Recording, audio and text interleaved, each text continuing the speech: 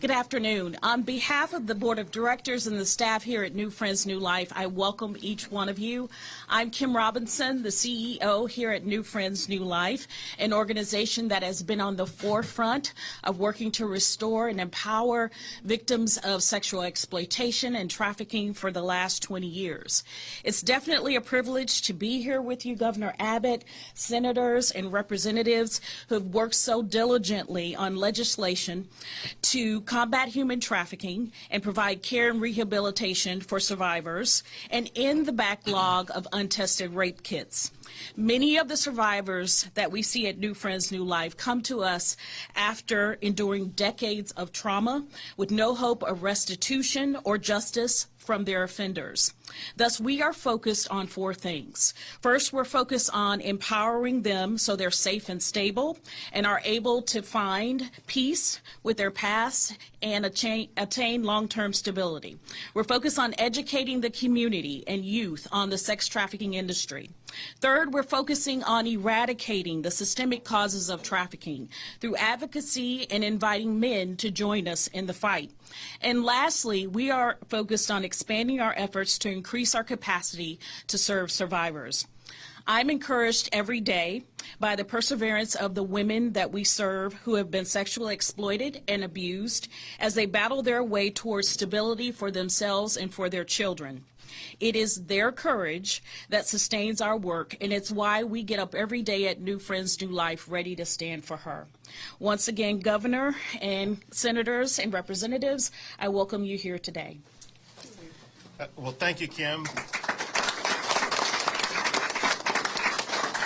Thanks to Kim and thanks to everybody at New Friends, New Life for the fabulous program that you provide. Unfortunately, it is an essential service that's needed here in the greater Dallas area as well as across the state of Texas to help combat the challenges of human trafficking, to help us deal with the challenges of sexual assault. Helping to lead that way, I'm joined today by some outstanding legislators who helped pass the bills we'll be talking about shortly, but I really want to thank Senator Nelson, Representative Niave, Senator West, Senator Hancock, Representative Angie Chim Button, and others who could not be with us here today. They, as a team, as a legislature, were committed to ensuring that we better address challenges about human trafficking. Well, today I'm here to sign legislation that keeps Texas a national leader in cracking down on human trafficking, making Texas a hostile place for human traffickers, and providing protection for the victims of this heinous crime. First, I'll be signing Senate Bill 20. Senate Bill 20 is a bill that enhances tools to fight online sex trafficking and to crack down on the promotion of prostitution. It increases penalties for purchasers of prostitution. And importantly, it provides a path forward for victims. It helps victims clear their records of certain offenses committed solely as a victim of human trafficking. I want to thank the authors of this legislation who are not with us here today, and that is Senator Huffman and Representative Thompson, Sempronia Thompson. We also have with us here today one of the joint authors of it, and that is Senator Jane Nelson.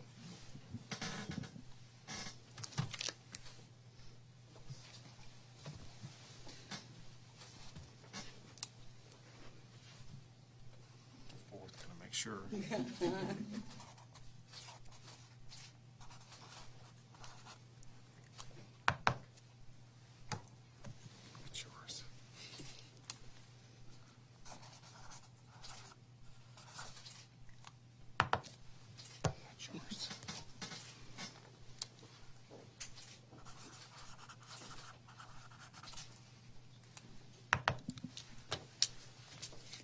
Senate Bill 20 is now law.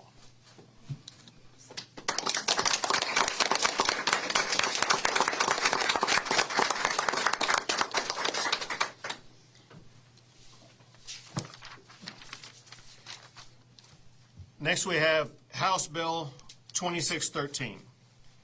You know, another problem that we are facing with human trafficking is the growing problem of stash houses.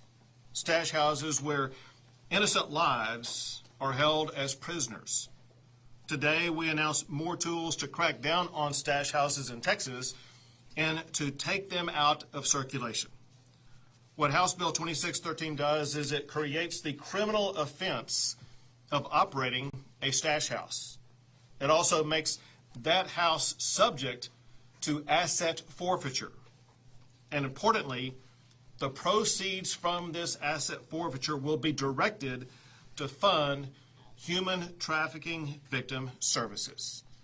The authors of this are Representative Frullo and Senator Huffman.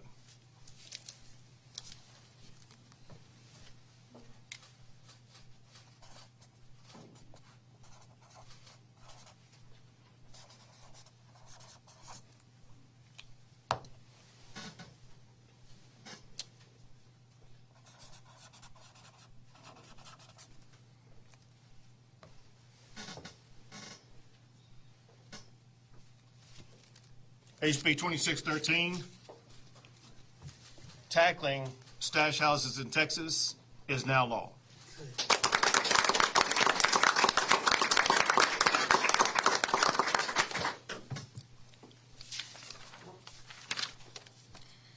Next, we have a big one.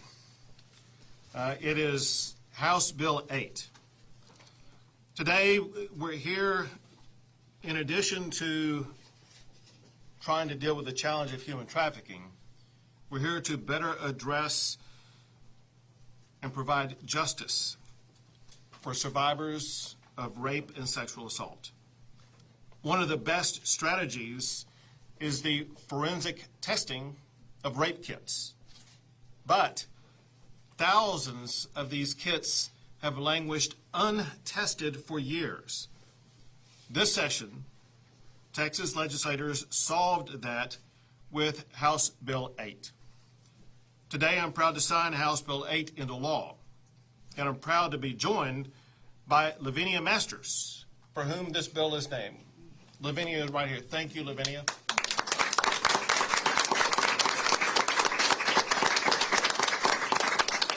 Thank you for your courage. Thank you for your commitment.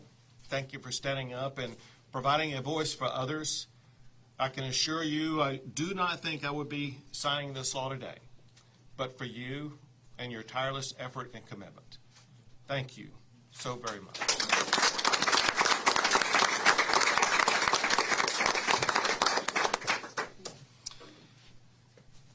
House Bill 8, it creates a very comprehensive process and, importantly, is tied to funding, thank you, Senator, that adds personnel to ensure that all backlog sexual assault evidence kits are retained and are tested. It also expands access to sexual assault nurse examiners, also known as SANE nurses, for underserved populations by allowing them to participate through the process of telehealth. The authors of this are Senator Jane Nelson,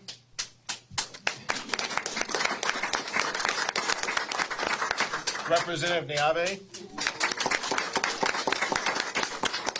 we have Senator West, and Representative Angie Chin Button serving as co-authors or joint authors.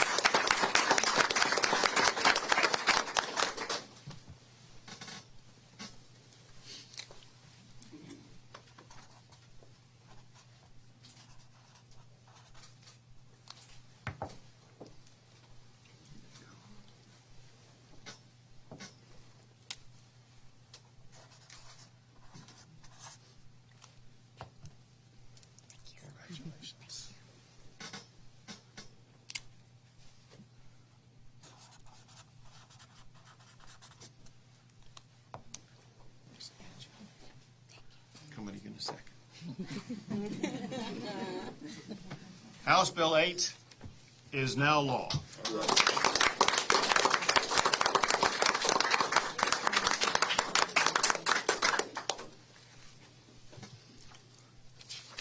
two more. Next is House Bill 1590. To better crack down on sexual assault and to better aid the victims of it, the state must better coordinate both information and agencies. House Bill 1590 does that by creating the Sexual Assault Survivors Task Force in the Office of the Governor. This task force will work to identify gaps and to reduce redundancies in state efforts to address sexual assault. The ultimate goal here is to identify and to prevent sexual assault in Texas. The authors who could not unfortunately be with us today are Representative Donna Howard and Senator Kirk Watson. Joint authors include Angie Chin Button and Representative Niave.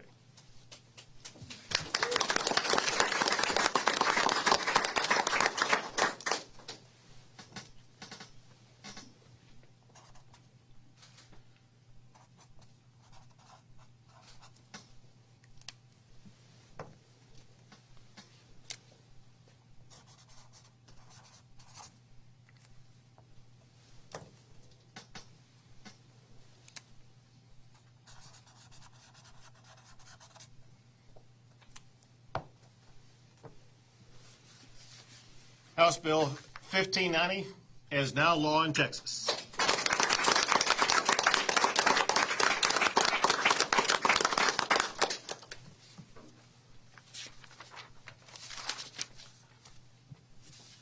Next we have Senate Bill 71.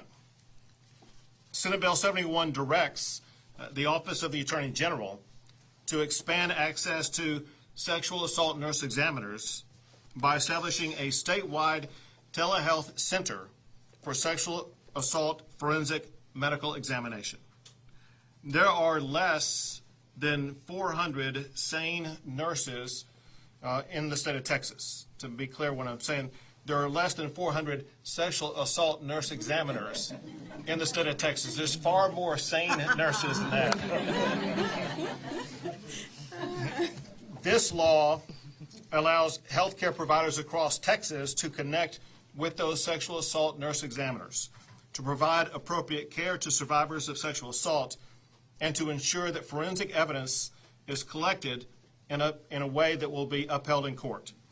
The authors for this include Senator Nelson and Representative Sempronia Thompson.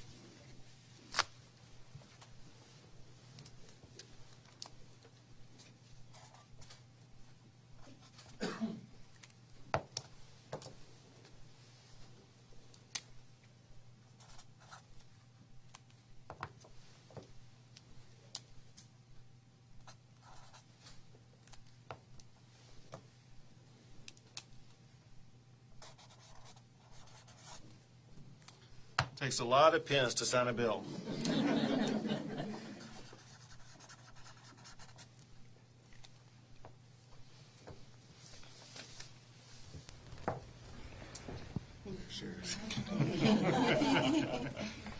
Senate Bill 71 is now law in the state of Texas.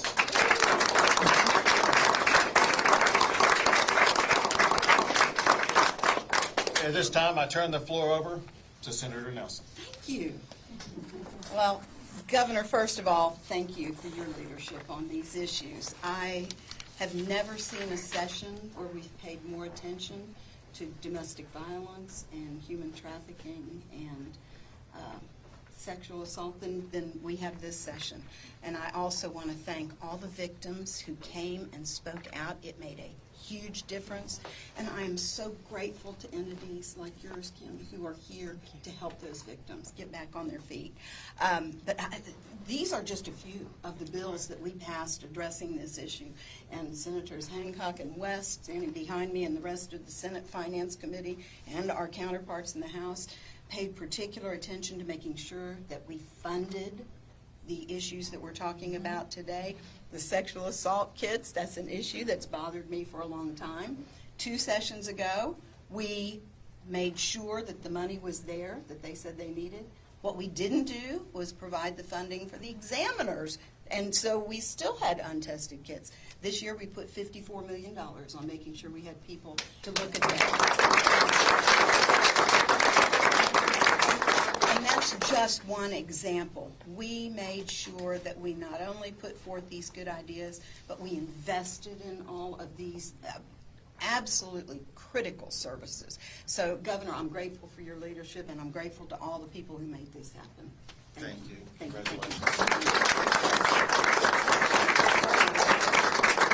Representative Abbott. Thank you, Governor. And if you're okay with it, I know what this means for the people of Texas and for the women of our state, but if you're okay with it, I'd like to give this to Lavinia I should have it. Masters.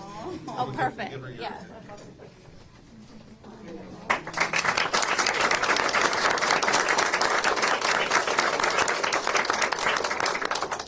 So today, our state is really transforming a system which is going to bring justice to thousands of our sisters, our mothers, our daughters, our granddaughters who have been waiting for justice. I'm so thankful to Lavinia Masters for allowing us to uplift her story. She was raped when she was 12 years old after somebody climbed through a window, raped at knife point, had a rape kit test conducted, and her rape kit sat on a shelf for more than 20 years before it finally got tested. And by the time that her rape kit was tested, the statute of limitations had already run. And so I thank you for sharing that personal story, for advocating for years for survivors of rape and sexual assault. Through this legislation today, our state, through the Lavinia Masters Act, is creating change for generations to come. Our state is at the forefront of rape kit reform. Our state is through this legislation, providing a model for other states to follow, and not just by creating the timelines, and I'll talk briefly about what the legislation does, but by also backing it with dollars and the funding from Senator Nelson and our incredible team. Today, we're sending a message to the women of Texas that your voices are being heard, that we believe you, that the state of Texas is legislating justice. Every single year, on average, there are about 18,000 rapes that occur in our state. And we know that many are not even reported. These are just the ones that are reported. So when we have somebody who's willing to come forward, go to a hospital, and undergo this very personal, invasive exam to collect DNA evidence, to just have those kits sitting on a shelf untested for years, sometimes to the point where they are growing mold on them, is absolutely unacceptable. House Bill 8 is going to do several things. It requires an audit of every single rape kit sitting and across our state. So we're going to determine the number, the status, the location of every single rape kit. It lays out timelines in every stage of the process, from collection to testing to analysis, to prevent future backlog. So we're not just tackling the backlog that we have now, we are addressing it for the future to ensure that we do no longer have a backlog. It also tolls the statute of limitations in sexual assault cases in which there is a rape kit that has been untested, so that situations like what happened in Lavinia's story does not happen again. It also increases the time that DPS maintains rape kits that are classified as non-reports from 2 years to 5 years, and it requires them to provide notice to a rape kit victim or a rape victim before their kit is destroyed. I want to thank our joint authors, State Representative Ina Minjares, State Representative Donna Howard, State Representative Angie Chin Button, State Representative Mike Lang. Thanks Senator Nelson, the Senator West, the senators that are here today for all of their work. I also would like to thank our Sexual Violence Task Force. We created our office during the interim, a task force right here, Dallas area based, composed of subject matter experts that did a deep dive with our office during the interim to come up with these legislative solutions, and I thank them for all of their time. This legislation, ladies and gentlemen, is for the women who have waited for years for justice, for all the women who We're not believed. This sexual violence does not pay mind to party, to wealth, to age. Today we are saying to the women of Texas, not one more rape kit untested, not one more shot at justice left untested, lost, or destroyed.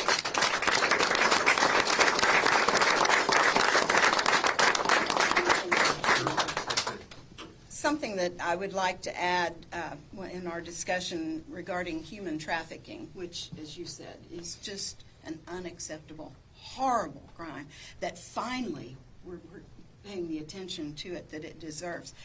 In our budgeting process this session, we looked at every single agency request that involved human trafficking, and we funded every single one of them.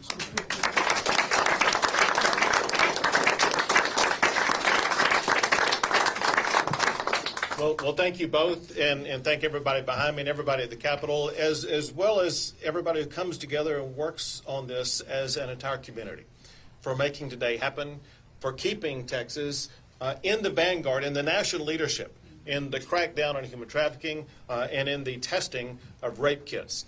We are proud to make Texas synonymous with the word justice. We'll take a few questions. Jack. Thank you. I was just curious, as far as this backlog, how many untested rape kits are there in the state of Texas right now? And how quickly will this be able to eliminate the backlog? And you talked about funding before, so will this now be a permanent source of funding? I mean, or does the legislature have to continue to pass this every 2 years? You can go first. I'll talk about it. Thank you, Governor, Senator.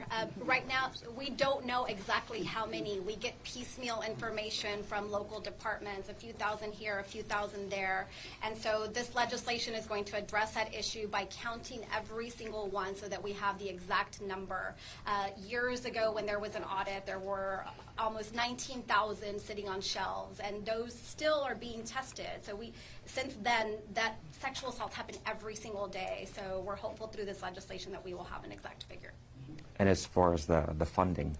Funding, it is, and the numbers are fluid, and having examiners is not as easy as it sounds because they have to be trained. And so the faster we can get trained people in, we did add the $54 million will expand the capacity to a great extent, but that's going to take a while. As far as if funding will be there every session, we cannot commit future legislatures, but I think as long as the people who are in front of you are there, the funding's going to be there. And the funding will be there to provide on a continual basis.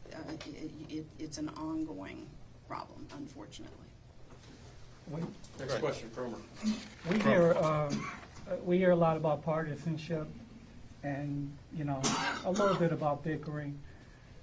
You guys are from different political spectrums, Democrats, Republicans. Did you learn anything about yourself this session tackling these issues?